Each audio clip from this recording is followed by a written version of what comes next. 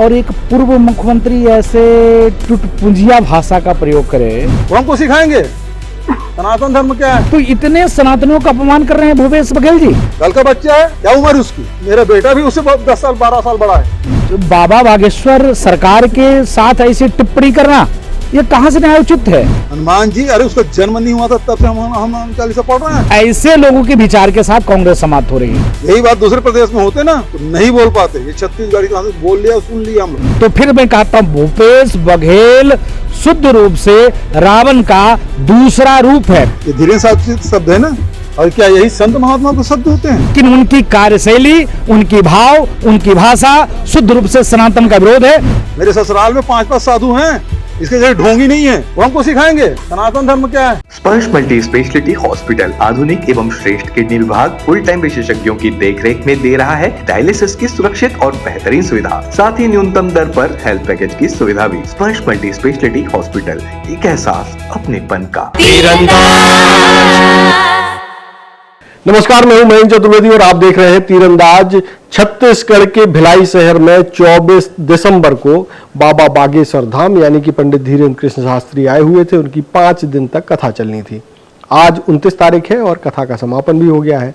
लेकिन इन 5 दिनों में बाबा की कथा का तो चर्चा का विषय रही ही, इसके अलावा जो सबसे ज्यादा चर्चा का विषय रहा वो बागेश्वर धाम बनाम पूर्व मुख्यमंत्री भूपेश बघेल का विवाद रहा। दोनों ने एक दूसरे पर काफी कुछ टिप्पणियां की और बाबा भी इसका जवाब देते रहे, और दूसरी तरफ पूर्व मुख्यमंत्री भूपेश बघेल भी बाबा की बातों का जो है काउंटर करते रहे। दोनों का विवाद चलता रहा। लेकिन बाबा जी ने जो कहा वो तो अलग बात है। लेकिन आज एक नया मामला ये हुआ कि अयोध्या की जो हनुमानगढ़ी है उसके जो महंत हैं, महंत राजू दास जी, वो भी इस विवाद में आ गए हैं। ऐसे गए हैं कि आज जो है वो भी भिलाई आए हुए थे बागेश्वर धाम की कथा में। और इस दौरान जब पत्रकारों ने उनसे पूछा कि भाई भूपेश बघेल कुछ टिप्पणियां कर रहे हैं, उस पर इनका क्या कहना है, इसके बाद जो है उन्होंने भूपेश बघेल पर जमकर अपनी भड़ास निकाली। और न केवल भड़ास निकाली, यहाँ तक कह दिया कि भूपेश बघेल रावण का दूसरा रूप है। अब रावण का दूसरा रूप है ये क्यों कहा, इसके पीछे भी वजह है। पिछले दिनों भूपेश बघेल ने ये कहा था कि क्या बागेश्वर धाम बताएंगे कि वो कितने धार्मिक हैं। उन्होंने ये भी कहा था कि जब वो पैदा नहीं हुए थे उसके पहले से वो बजरंग बाण और हनुमान चालीसा पढ़ रहे हैं। उन्होंने बागेश्वर धाम को अपने पुत्र से भी छोटा बताया था। वही पुत्र चैतन्य बघेल जो इन दिनों शराब घोटाले के आरोप में जेल में बंद है। और यहाँ तक उन्होंने कहा था कि उनके खुद के घर में 5 जो है संत हुए हैं, और ऐसे संत के परिवार के व्यक्ति को यानी खुद को यानी भूपेश बघेल को कोई क्या सीख देगा। बस इसी का जवाब जो है राजू महंत दास दे रहे थे। बस इन्हीं बातों का काउंटर महंत राजू दास जी दे रहे थे। उन्होंने इसके जवाब में एक बड़ी बात कही। उन्होंने कहा कि रावण भी जो है संतों के और ऋषियों मुनियों के परिवार से आता था, लेकिन वो अपने कर्मों के कारण सनातन को नुकसान पहुंचाने के कारण रावण कहलाया। उन्होंने ये भी कहा कि भूपेश बघेल रावण का दूसरा रूप है, और उन्होंने ये बात कई बार दोहराई भी। सबसे पहले हम सुनाते हैं कि भूपेश बघेल ने पहले क्या कहा था। ये छत्तीसगढ़ है, यहाँ कबीर जी गुरु घासीदास जी की वाणी गूंजती है संत महात्माओं की, और उस हिसाब से यहाँ छत्तीसगढ़ के लोग शांत प्रिय हैं। ये शांति की टापू है। दूसरे प्रदेश में जाके बोल के बताए भूपेश बघेल को विदेश चल देना चाहिए। ये धीरे शब्द है ना, और क्या यही संत महात्मा के शब्द होते हैं? ऐसे ही होते हैं संत। हनुमान जी, अरे उसका जन्म नहीं हुआ था तब से हम हनुमान चालीसा पढ़ रहे हैं। कल का बच्चा है, क्या उम्र है उसकी? है? मेरा बेटा भी उससे 10 साल 12 साल बड़ा है।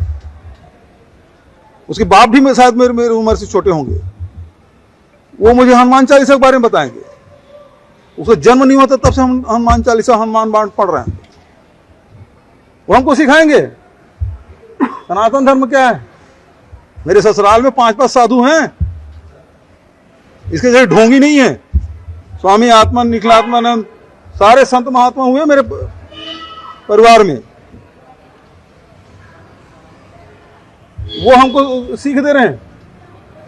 और वो कहते हैं कि भूपेश बघेल को विदेश चला जाना चाहिए, छोड़ देना देश।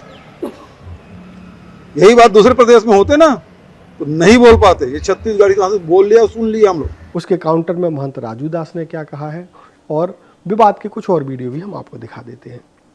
पहले तो मैं सनातनियों से अपील करता हूं कि ऐसे व्यक्तियों को सनातनी ही जवाब दें।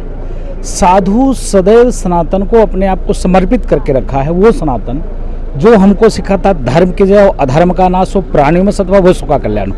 तो हम विश्व कल्याण के लिए जन्म लिया है और संतों को ऐसे एक पूर्व मुख्यमंत्री की भाव और भाषा हो और एक पूर्व मुख्यमंत्री ऐसे टुटपुंजिया भाषा का प्रयोग करे, ओछी हरकत करे, तो मुझको लगता है कहीं न कहीं से वो ईसाई मिशनरियों से प्रेरित हैं। उनकी जो धंधा बंद होने वाली है, क्योंकि उनकी दुकान बहुत अच्छे चल रही थी ईसाई मिशनरियों का। वो धर्मांतरण का धंधा चलाते थे। आज वो धर्मांतरण का धंधा उनका बंद हो रहा है। इसके नाते पूज्य बागेश्वर बाबा खराब लगते हैं, प्रदीप मिश्रा खराब लगते हैं, साधु संत बीजेपी का एजेंट लगता है और कोई कारण नहीं। एजेंट पता कौन मुख्यमंत्री नाम? भूपेश बघेल जी, पूर्व मुख्यमंत्री माने भूपेश बघेल जी को ऐसी ओछी टिप्पणी करनी चाहिए क्या? क्या महात्मा गांधी की पार्टी के होने के बावजूद महात्मा गांधी ने क्या कहा था? रामराज की प्रकल्पना महात्मा गांधी जी ने किया था। क्या महात्मा गांधी के विचारों को क्या कांग्रेस पार्टी नहीं मानती है कि पूज्य बाबा बागेश्वर सरकार के साथ ऐसी टिप्पणी करना ये कहां से न्यायोचित है? बाबा बागेश्वर उनका अपना निजी क्या है? आप देखिए ना, यहां से यहां तक जितने लोग खड़े हैं वो सारे के सारे लोग इसलिए खड़े हैं कि उनके जीवन में कष्ट दूर हो, उनका कल्याण हो।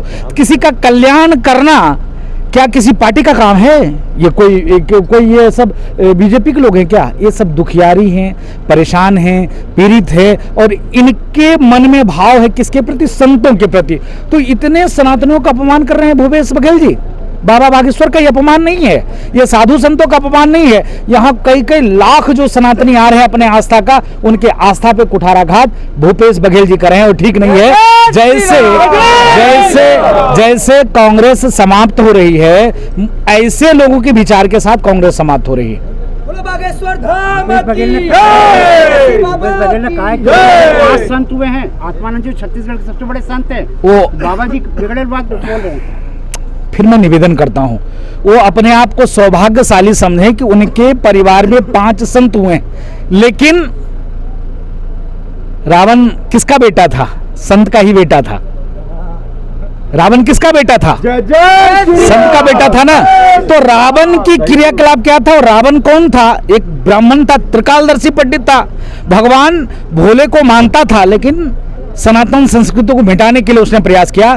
तो फिर मैं कहता हूं भूपेश बघेल शुद्ध रूप से रावण का दूसरा रूप है। फिर मैं कहता हूं कांग्रेस का पूर्व मुख्यमंत्री भूपेश बघेल रावण का दूसरा रूप है। एक तरफ तो वो कहता है कि मेरे परिवार में इतने संत हुए, लेकिन उनकी कार्यशैली, उनकी भाव, उनकी भाषा शुद्ध रूप से सनातन का विरोध है। वो यहां चाहते हैं कि छत्तीसगढ़ में ईसाई मिशनरी काम करे, कार्य करे और बाबा बागेश्वर जैसे संत, राष्ट्रवाद की भाव भरने वाला, सनातनियों को जगाने वाला काम नहीं करे। इसके नाते ये बाबा बागेश्वर का विरोध नहीं है, ये टीस उनको है कि ईसाई मिशनरी भाग रहे हैं, वो कैसे बचे रहे। तो ये था पूरा मामला। पूर्व मुख्यमंत्री बनाम बागेश्वर धाम जो चल रहा था, उसमें एक और एंट्री होती है महंत राजू दास की। अब राजू दास महंत ने भूपेश बघेल को जो जवाब दिया है, उसका भी देर सवेर जवाब आ ही जाएगा। तब तक आप तीरंदाज से जुड़े रहिए। तीरंदाज को सब्सक्राइब करना बिल्कुल ना भूलें, बेल आइकन को जरूर प्रेस कर लें और अगर आप हमारी इस वीडियो को फेसबुक या इंस्टाग्राम पर देख रहे हैं तो उसे भी फॉलो कर लें। नमस्कार। पहली बार मध्य भारत का सबसे एडवांस 3 टेस्ला MRI। सारी स्कैनिंग 6 से 10 मिनट में हो जाती है, जहां आम MRI मशीन 45 से 1 घंटे लेती है। GT diagnostic, near Nehru Nagar square, Priyadarshini परिसर, भिलाई। तीरंदाज।